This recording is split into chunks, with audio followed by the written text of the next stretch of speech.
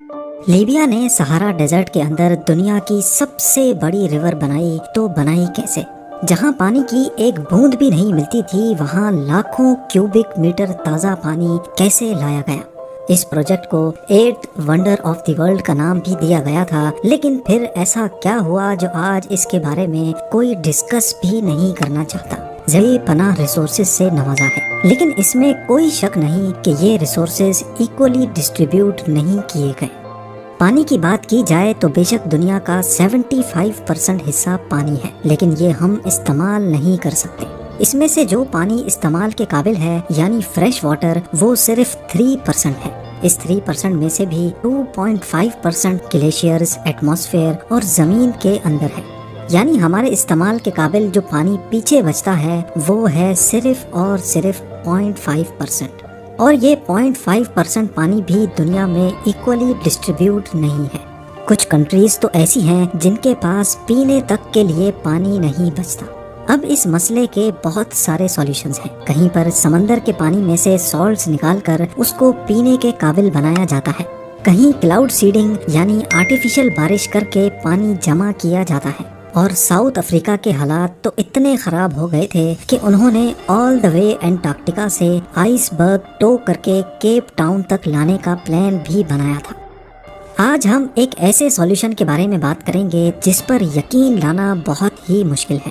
قریب 50 سال پہلے معمر گدافی نے لیبیا جیسی خشک کنٹری میں دنیا کی سب سے بڑی مین میڈ ریور بنانے کا نہ صرف اعلان کیا بلکہ یہ حقیقت میں پورا کر کے بھی دکھایا۔ لیبیا جس کو سیٹلائٹ میپ پہ بھی دیکھا جائے تو کہیں ہریالی کا ایک ڈاٹ بھی نظر نہیں آتا، جہاں بارش اتنی نایاب ہے کہ لوگ کئی سالوں تک بارش نہیں دیکھ پاتے۔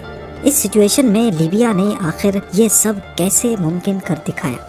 لیبیا کا 99% ایریا ریگستان سے بھرا ہوا ہے۔ یہاں پڑنے والی گرمی کا اندازہ تو آپ لگا ہی چکے ہوں گے۔ یہ گرمی اتنی شدید ہوتی ہے کہ اوپن ایئر میں پڑا پانی بھی فوراً ایوپریٹ ہو جاتا ہے، اور لگے ہاتھ لیبیا کے کئی حصوں میں 10 سالوں تک بارش کا نام و نشان بھی نہیں ہوتا۔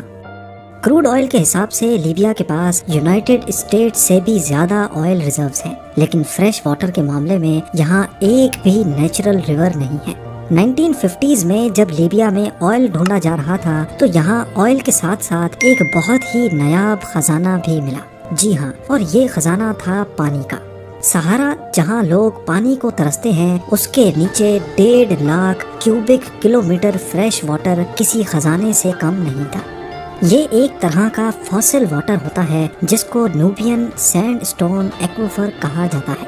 اندازہ لگایا جائے تو سہارا کے نیچے سے ملنے والا پانی اتنا زیادہ ہے کہ ہماری پوری دنیا اگر اس کو 40 سالوں تک بھی استعمال کرے پھر بھی وہ ختم نہیں ہوگا۔ اور سونے پہ سہاگا نیوبین واٹر سہارا کے ایسٹ میں پایا جاتا ہے، خاص طور پر جہاں آج لیبیا موجود ہے۔ اس وقت کے لیبین ڈکٹیٹر معمر گدافی یہ اپرچونٹی کسی بھی صورت مس نہیں کرنا چاہتے تھے۔ ان کا آئیڈیا تھا کہ کسی بھی طرح سے اگر یہ پانی نکال کر اس کو لیبیا کی تمام سٹیز تک پہنچا دیا جائے تو یہ لیبیا اور سہارا کی ہسٹری میں ایک بہت بڑا کارنامہ ہوگا۔ یہ پلان بنانا جتنا آسان تھا اتنا ہی کمپلیکیٹڈ اس کو انجام تک پہنچانا تھا، کیونکہ انیشیل ریسرچ سے معلوم پڑا کہ نیوبین واٹر لیبیا کے ساؤتھ میں پایا جاتا ہے، اور یہاں کی میجر سٹیز لیبیا کے نارتھ یعنی میڈیٹرینین کوسٹ پہ پائی جاتی ہیں۔ یہ فاصلہ ہرگز کم نہیں تھا، خاص طور پر ایک آرٹیفیشل ریور بنانے کے لیے۔ ایسٹیمیٹ لگوایا گیا تو معلوم پڑا کہ ہر سٹی تک پانی پہنچانے کے لیے ان کو 2820 کلومیٹر لمبی ریور کھودنی پڑے گی۔ یہ فاصلہ اتنا ہی ہے جتنا دلی سے ممبئی یا پھر اسلام آباد سے کراچی تک کے 2 چکر لگائے جائیں۔ معمر گدافی کو جب یہ ایسٹیمیٹس بتائے گئے تو انہوں نے ہمت نہیں ہاری، پر ایک اور مسئلہ آ کھڑا ہوا۔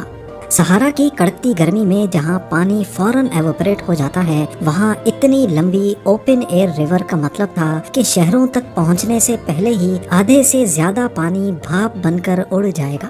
اب اس مسئلے سے نمٹنے کا مطلب تھا کہ 2820 کلومیٹر لمبی ریور کو انڈر گراؤنڈ کرنا ہوگا۔ اس کام کے لیے بڑے بڑے پائپس کی ضرورت تھی۔ ایک ایک پائپ 13 فٹ موٹا، اس کا وزن 80 ٹن، اور ایسے 5 لاکھ پائپس بنائے جائیں گے، تب جا کر 2820 کلومیٹر لمبی ریور بن پائے گی۔ اتنے زیادہ پائپس بنانے کے لیے لیبیا میں ہی کئی فیکٹریز بنائی گئیں جن میں یہ خاص پائپ تیار کیے جانے لگے۔ یہ کنکریٹ اور اسٹیل سے بنے پائپ تھے۔ ایک ایک پائپ میں 8 کلومیٹر اسٹیل وائرز استعمال کی گئی تھی، یعنی اگر سارے پائپس میں یوز ہونے والی اسٹیل وائرز کو سیدھا بچھا دیا جائے تو وہ ارتھ کے گرد 100 مرتبہ چکر لگا سکتی ہیں۔ ہم بات کر رہے ہیں 1980s کی، جب ماس لیول پہ پائپس بننے کا کام اسٹارٹ ہو چکا تھا۔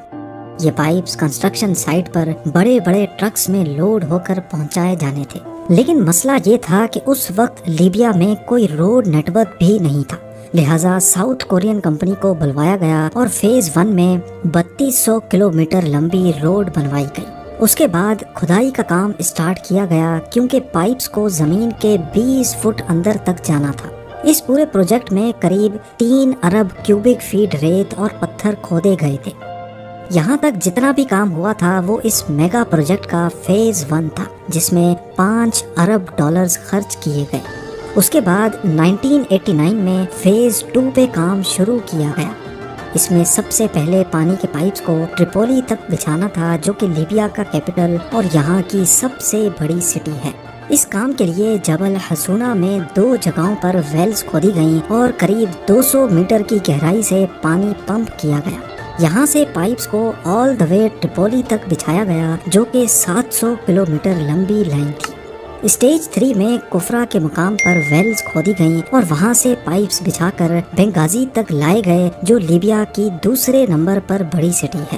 یہ فاصلہ 1000 کلومیٹر لمبا تھا۔ اس کے بعد اگلی اسٹیج میں ان دونوں نیٹ ورکس کو آپس میں جوڑا جانا تھا۔ لیبیا کے great man made river project میں 5 بڑے بڑے ریزروائرز بھی بنائے گئے تھے۔ یہ ریزروائرز ایکسیس پانی کو اسٹور کرنے کا کام کرتے تھے۔ ان ریزروائرز کا ڈایا میٹر 1 کلومیٹر رکھا گیا ہے، جو آج بھی قائم و دائم ہے۔ Guinness book of world record کے مطابق لیبیا کا یہ پروجیکٹ دنیا کی سب سے بڑی مین میڈ ریور کے ساتھ ساتھ دنیا کا سب سے بڑا اریگیشن سسٹم بھی ہے۔ اس پروجیکٹ کے ذریعے زمین سے نکلنے والا پانی نہ صرف لیبیا کے 6.7 ملین لوگوں کے پینے میں استعمال ہوتا ہے، بلکہ اس کا 70% حصہ ایگریکلچر اور انڈسٹریل ریکوائرمنٹ کو بھی پورا کرتا ہے۔ اسی پروجیکٹ کی وجہ سے لیبیا کے نارتھ اور ویسٹ میں گرین لینڈز میں اضافہ کیا گیا تھا۔ اب ظاہر ہے اتنا بڑا میگا پروجیکٹ بننے میں خرچہ بھی ٹھیک ٹھاک ہوا ہوگا۔ مختلف ڈیٹا کے حساب سے اس پروجیکٹ میں 25 بلین ڈالر سے بھی زیادہ کا خرچہ ہوا۔ اور سب سے حیرت کی بات یہ ہے کہ لیبیا نے پہلے 3 فیزز کو وقت پہ کمپلیٹ کیا، وہ بھی بغیر کسی اور ملک کی فائنینشیل سپورٹ کے۔ البتہ یونیسکو کی ایک ٹیم نے اس پروجیکٹ پہ کام کرنے والے انجینئرز اور ورکرز کو ٹریننگ ضرور دی تھی۔ کچھ ایکسپرٹس کا کہنا ہے کہ نیوبین سینڈ سٹون ایکویفر کا پانی اگلے کم از کم 100 سالوں تک استعمال کیا جا سکتا ہے۔ اس کے برعکس اگر لیبیا ڈی سیلینیشن کر کے فریش واٹر بناتا تو اس میں 10 گنا زیادہ کاسٹ لگتی۔